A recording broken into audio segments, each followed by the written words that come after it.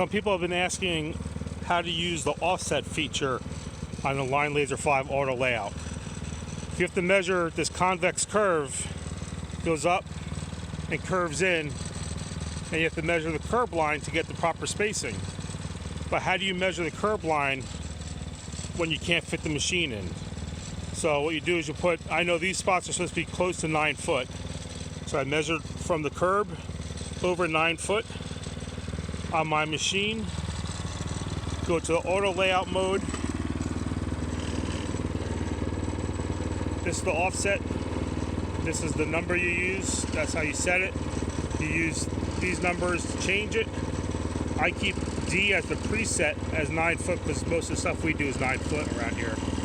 So if I change it, if I was using another job and it was down to 8.5, 8.5 foot stalls, all I have to do is press the 9 foot and it goes back up. If you want to change your preset down, if you do a lot of 8 foots or whatever, all you have to do is press and hold D, and then you see that it just changed to what we have it set now. So now we can change this back to whatever we want. 9 foot, whatever you're measuring at. Press the 8.34 and it automatically puts it in for you.